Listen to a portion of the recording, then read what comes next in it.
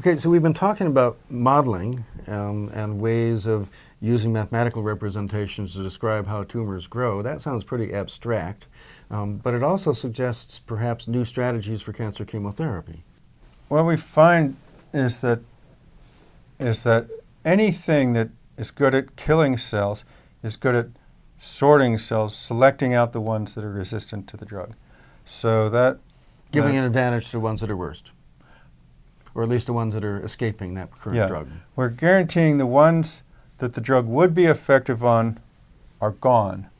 The ones that are left are the ones that make our drug useless.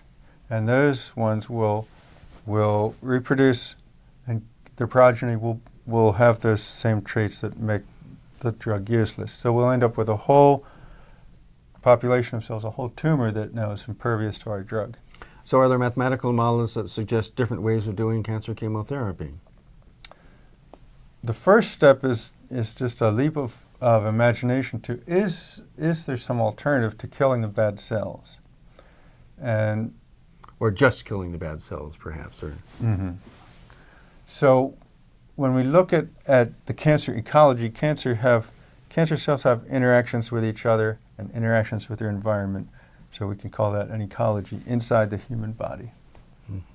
And they need, just like an organism or a species, in order to survive out in nature, it has to have the right kind of environment. A tumor cell has to have the right kind of environment.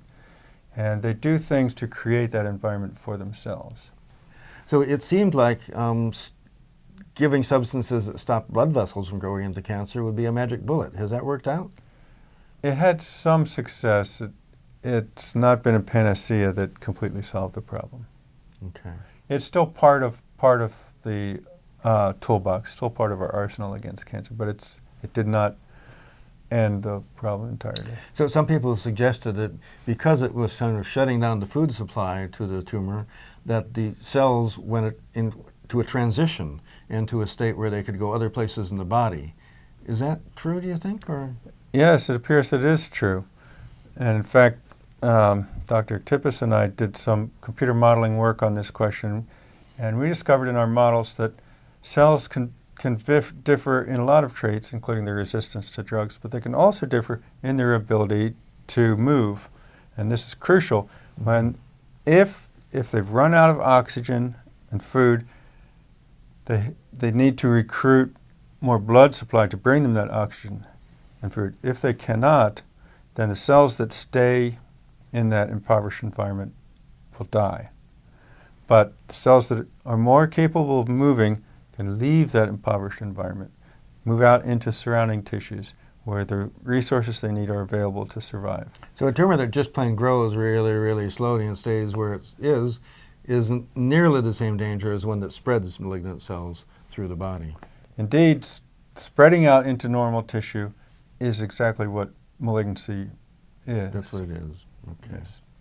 So when tumors destroy their local little habitat, they create a new selection on themselves. The cells that can't move and they have to stay put, they will die. I see. Their history. The ones that are able to move, they will survive, they'll leave offspring like their parents that also can move through tissues. The result, after many cell generations, is a population of cells that are all very good at invading the surrounding tissues. This sounds like metastasis. It is first tissue invasion, and finally that invasion reaches the blood vessel, and then they can travel long distance and that's metastasis. Okay. So first spreading out into the tissue, that's malignancy. Again, from a selective pressure, the cells that cannot move are killed off. The cells that can move become part of the next generation, pass on their traits. Through many generations, you get these cells that are very good at moving, at invading normal tissues, and that invasion is malignancy, and that's what finally breaks down our normal tissues and kills us. Okay.